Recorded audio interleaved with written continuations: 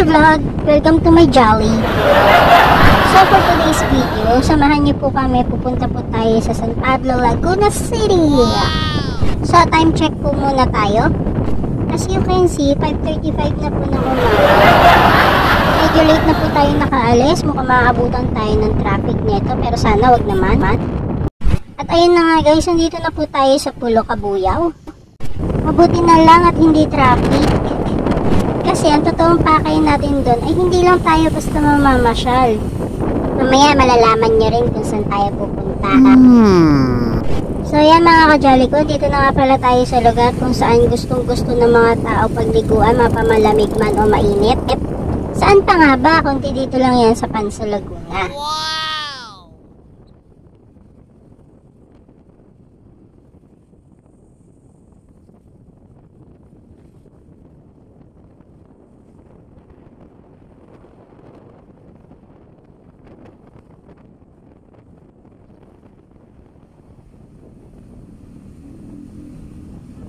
Mabuti na lang maganda tong pag-alis namin at hindi kami na traffic. Kasi kung hindi kami aabot sa pupuntahan namin.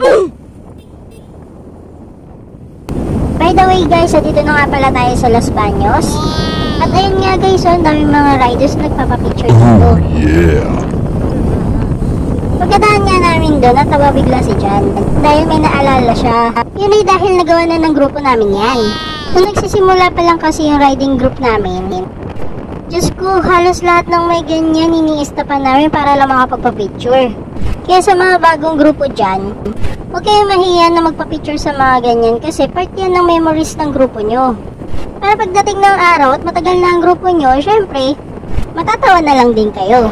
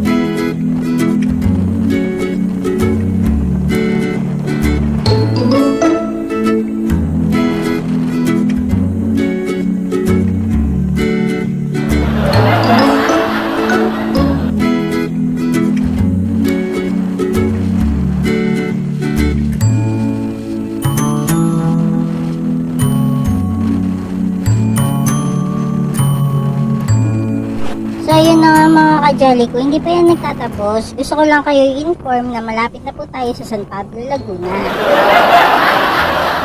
Wala lang, gusto ko lang talaga kayong i-inform.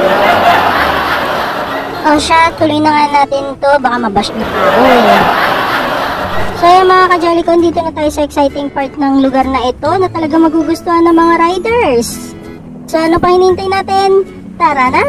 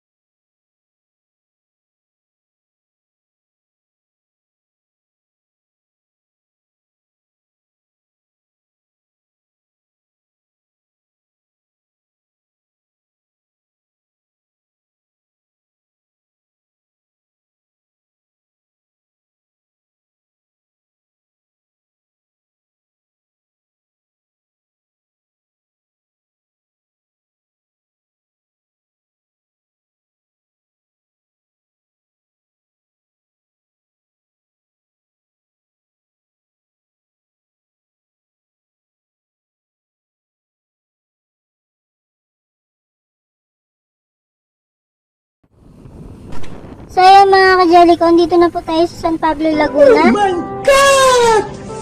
Wow! So ayan mga ka-Jellyco, dito na po tayo ngayon sa San Pablo, Laguna. Kasama ko po si Jan.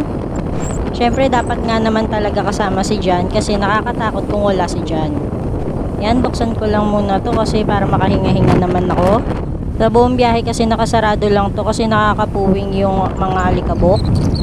Since andito naman na tayo and hindi sobrang mausok at malikabok dito at presko pa yung hangin, pwede kami makahinga-hinga na maayos. At syempre, para makaiwas sa pagsagap ng mga kung ano-anong mga sakit, kailangan pa rin nating magmask.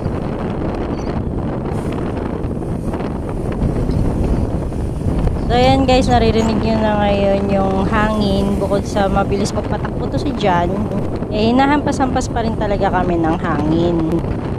Pero yung pagpapatakbo ni Jan na mabilis, kontrolado naman natin. Kahit nagbibideo ko, available pa rin naman yung kabilang kamay ko. So ayan guys, baka nauumay na kayo sa aking pagmumuka dito. Panoorin nyo na lang po yung mga nakikita namin sa aming harapan ngayon. At isipin nyo na lang na kasama namin kayo ngayon. So guys, again, enjoy the view and enjoy the ride. Oh yeah!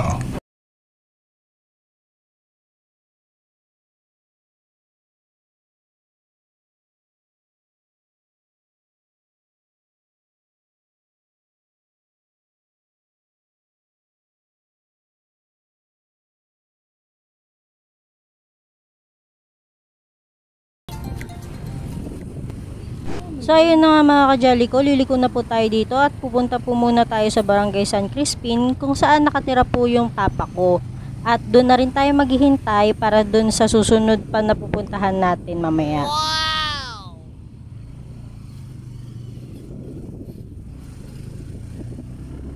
Sa tuwing pupunta kami dito, talagang maamoy mo talaga yung amoy probinsya talaga eh. Nandyan yung amoy ng sinusunog na kahoy na may mga tuyong dahon. Dagdag mo pa yung amoy ng babuyan. Amoy ng mga damo, palayan, mga ganun. Fresh lang. Masasabi mo talagang, it's all natural. Teka nga, kanina pa namin sinusundan tong tricycle. Kasi nabihan ko na kagad si Jan dahil baka mamaya abutan kami ng siyam-siyam. Syampal dito, syampal doon, siya bunot dito, siya bunot doon. Kaya no choice siya, kundi bilisan na lang talaga. Kaya mga ka-Jolly, nasubukan nyo na ba maabutan ng siyam-siyam?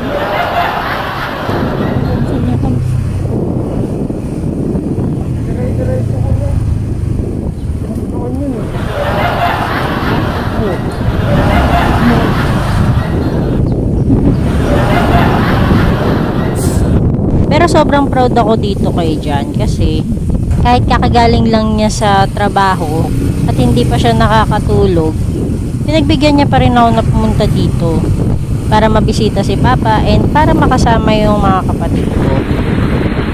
Ay, kilig yan! Sa isang sulyap mo ay nabihag ako para mangiwan ng lahat ng ito. Sa isang sulyap mo, napaakit ako. Sa isang sulyap mo, napaibig ako. Grabe, napakahaba ng biyaheng to. Kailangan na natin i-fast forward para makarating agad tayo at makapagpahinga na.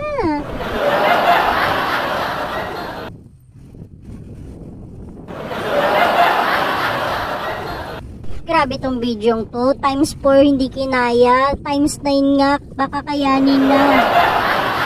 Ang yaman naman ng mga taga dito. Tinatapon na lang nila ang tubig sa kalsada. Nakagawa tuloy sila ng maliit na ilog.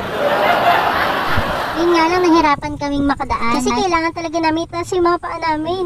Kung hindi, basa kami sa pupuntahan namin. So yan guys, andito na po tayo sa bahay ng papa ko. Pasok po tayo. Tignan nyo kung gaano kaganda ang bahay ng papa ko. Wow!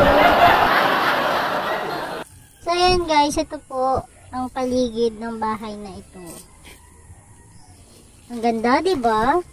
Nakaka-relax. Hanggang dito po muna tayo sa labas ng bahay kasi wala yung papa ko. Kaya hindi tayo makapasok sa loob. Lalapitan ko lang po. Guys, nakikita nyo ba yung nakikita ko? Tara, lapitan natin. Oh my God! Wow! Bukado.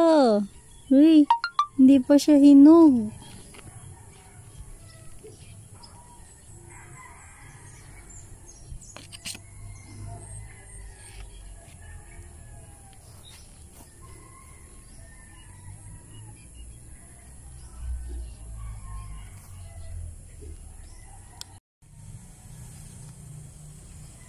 Ganyan lang kababa. Ang galing. Baba pala talaga niya mamunga na, Bebs. Ayan o. Kala ko biro. Wala. Ayan, papaya. Mamaya kukuha ko niyan. Oh. Wala na rin yung mga lansones. Nabunot na. Kasi nare-renovate tong bahay. Ganito ko sa bahay, inubos na ng manok.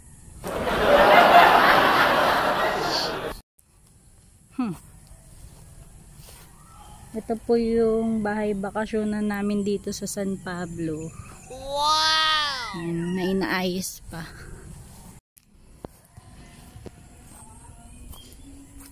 Wala, Bebs.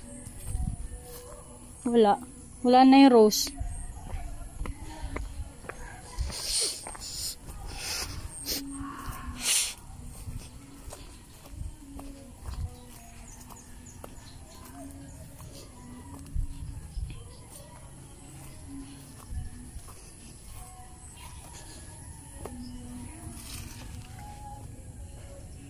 Nakita niyo yun, guys? Nakakatakot. Ayoko na dito. Balik tayo. Takot ako sa ahas. Oh my God. Ito mga playground.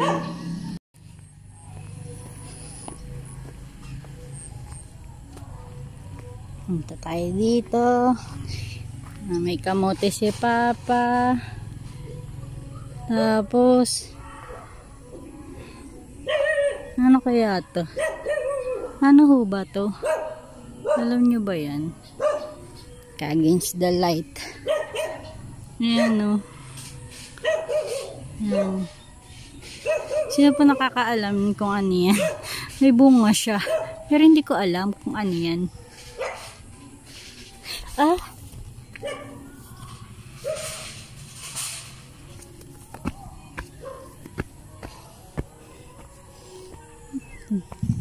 Nilaan malanggam dito. Grabe. Guys, oh, ang ganda.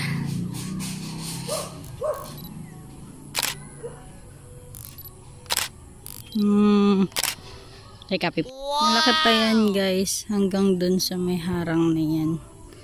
Hanggang dyan yung lupa. Ayan.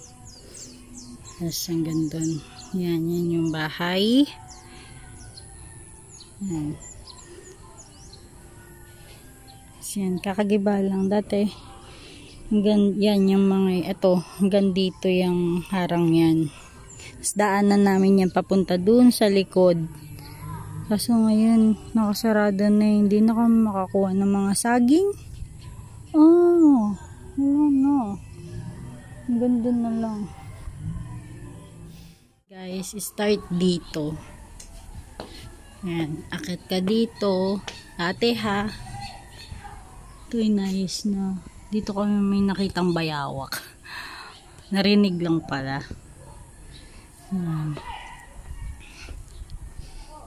So, dito. At ayun yung kalamansi. Uy, yung kalamansi andito pa din. Then, dito yung kusina. Tapos, ito yung room namin ni John. Ayan o. Pasukin natin. So, ayan. Ito. Ayan, yan yung kusina. Then, meron kami ditong ano eh. Parang, ano ba to? Granite na malaki dito. So, paikot yan dito. Ayan. So, yun guys, dito yung nakalagay. Diyan kami nagkakape, kumakain, ganun. Tapos yan Ito yung room na isa. Dito natutulog yung kapatid ko. Haggard na ako. And, yan. Ito pala yung room namin. Pakita ko sa inyo. Yan, ito yung room namin. Ni Jan, kapag ka nagbabakasyon kami dito, dyan namin nilalagay yung mga gamit namin. Then, sira na yung CR kasi naayos. So, yan. Dito yung kama. Tapos, yan yung lagayan ng aircon. Ngayon, di man lang ako sinabihan ni Papa na wala na pala. Ito yung imbakan namin ng mga gamit. Bodega. Ito pa yung pangatlong room. Ayan. At ito. Isa pa. Ito yung maliit na room. Diyan nakalagay yung TV. Yan. Tapos lalabas ka dito. Dito kami nagbo-boodle fight. Hindi ko na mabuksan eh. Yan. Yan yung view. Oh. Yan. Tapos dito. Yan yung view. Tapos dati madami. Teka. Gagamba. Tapos madaming dyan. Mga ano ba yun? Lansones. Yan. Yung papaya nga dun guys. Tignan nyo. Hinog na. Ewan ko lang kung makikita nyo Ayan Hinog na yan. Orange na eh.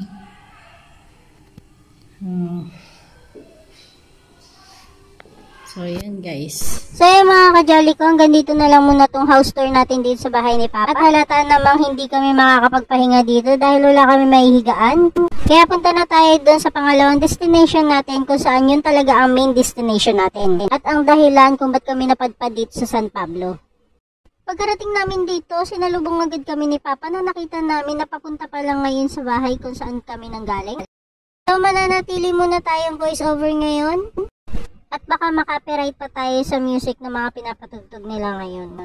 Siyempre, hindi natin maiiwasan yan. Because today is the day that my sister's special day. Namo yung papa ko, hindi na talaga siya natuloy umalis Andito na daw kasi kami kaya hindi na siya uuwi. Pero ang totoo niya, nakita niya talaga yung alak na hawak ni Jan kaya hindi na siya uuwi. Ito guys, paparinig ko sa inyo kung gaano kaingay dito at para malaman nyo kung bakit ayaw kong lagyan ng sound. Talagang tao, copyright talaga tayo.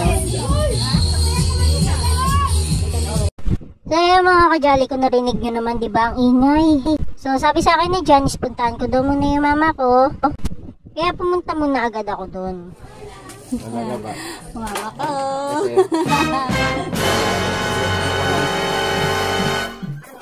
So, yung mga kajali ko, ini-interview muna ni Jan si Mama. Sa panahon kasi natin ngayon, baliktad na.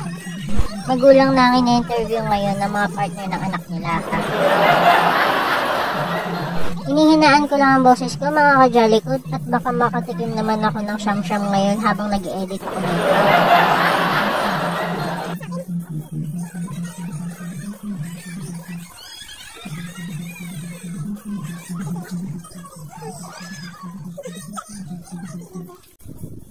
Oo nga po pala mga ka-Jolly ko, may pagtatapat ako sa inyo. Hindi ko pa nasasabi sa inyo, may anak nga pala ako.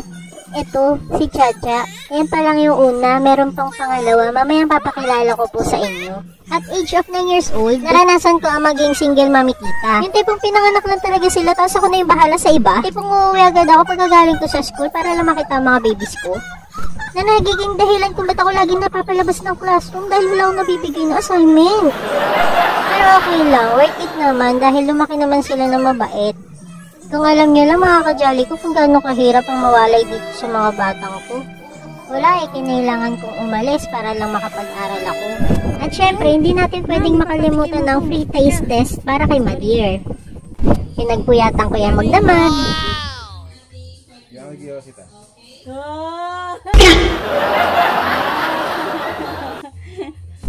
So yan guys, ito yung pangalawang anak ko. Si AC. Oh, hindi picture to. Ay, video ba? Marunong ka ba mag-video? Marunong ako mag-picture ko. Video? Hindi. Ito, yan. Nag-gimbal. So yan guys, yung bago-bago pa lang kami mag-boyfriend ni Jan. Itong batang to, ito yung inaampon namin. Mga ka-jolly ko, andito na ako. Pahinga lang. Tapos, lalabas din ako dun. Grabe. Sobrang init sa labas. Tapos yung pinuntahan pa namin kanina. Ito dito sa bahay na to ng kapatid ko. Hintay lang So hanggang namin. dito na lang po ang video to. Maraming salamat po sa pagsama ninyo sa amin sa araw na ito. Muli niyo po kami samahan sa susunod pa namin mga video. Bye-bye!